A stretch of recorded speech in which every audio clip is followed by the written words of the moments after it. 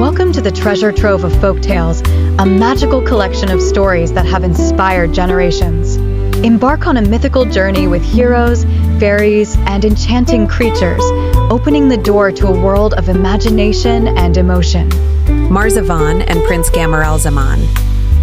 Your Majesty, long time ago, in a faraway kingdom where the moon shines through the blue domes and the sound of lutes echoes in the night, there lived a powerful king named Shahriman. He ruled the kingdom of Khaledan with wisdom and severity. The king had an only son, Prince Camaralzaman, who was handsome, intelligent, but arrogant, and cold to women. When he came of age, when the courtiers repeatedly advised the king to marry the prince to continue the lineage, Camaralzaman firmly refused and vowed never to marry. King Shahriman was extremely angry and ordered his son to be locked up in an ancient tower where there was only a loyal servant and an ancient bronze mirror to shine day and night. But ironically, in another kingdom, further west, the kingdom of King Mahmud, there was a beautiful princess named Baddour, who also hated men and vowed never to marry. Her father, equally angry, ordered her to be imprisoned in a high castle by the sea until she would change her ways. Fate began to spread its net.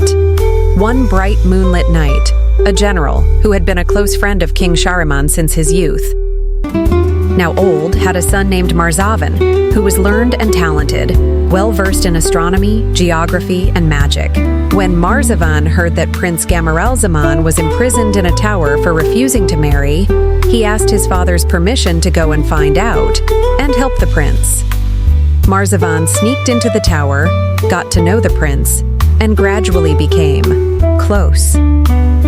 One night, while the prince was sleeping, Marzavan happened to see the prince wake up, whispering the name of a girl in his dreams. Baddour. Baddour. Who are you under the moon? The prince confessed that he had seen a beautiful girl in his dream. Eyes like autumn water, hair as black as the night, and the name Baddour kept echoing in his mind. Since waking up, he had no desire to eat or drink, as if his heart had left his body. Marzavan was stunned.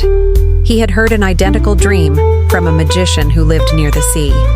Princess Baddour had dreamed of a young man named Camaralzaman, whom she had never met. Since then, she had also been lovesick, as if bewitched by a demon. Was it predestined fate, or was it the mysterious hand of the gods? Marzavan understood. Fate was calling. He decided to escape from the prison tower with the prince, across the sea, through the burning desert, and dangerous forests, with talking birds and singing lakes. They pretended to be merchants, using the stars to guide them. Finally, they reached the capital where Princess Baddour was imprisoned. But it was not easy to meet her, because there were soldiers and witches guarding the area.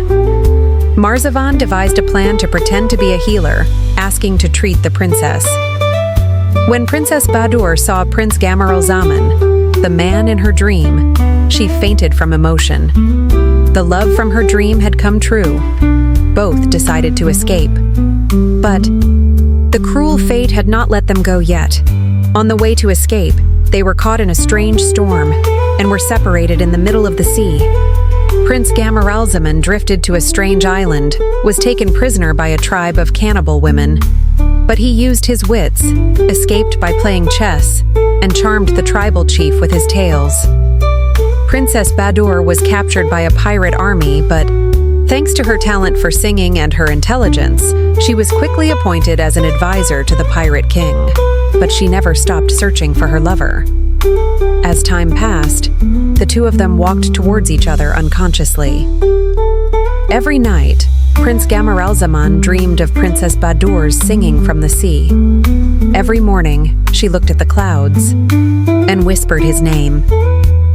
Until one day, thanks to a prophetic dream of Marzavan, who never gave up his journey, they were reunited by an ancient tower in a city where the sun never set.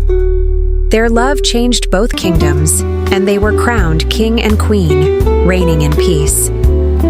As for Marzavan, his faithful friend after that journey. He left the palace and continued to travel the four corners of the world, for his heart was always searching for things more mysterious than love. When Scheherazade told this story, the king still seemed to have not satisfied his thirst for thrilling stories. His eyes lit up like the flame of an oil lamp in the wind, amazed by the ingenuity of fate, and his heart, though closed by the blood of the battlefield, suddenly vibrated before the strange fate of Prince Camaralzaman and Princess Baddour. Scheherazade smiled gently, then said softly, "Your Majesty, if you were moved by that love that crossed the sea and the sky, then you certainly could not miss the next story, where a prince named Ahmed had the chance to meet a beautiful fairy who did not belong to the mortal world, Pari-Banou, who was more beautiful than the full moon and as mysterious as the mountain mist."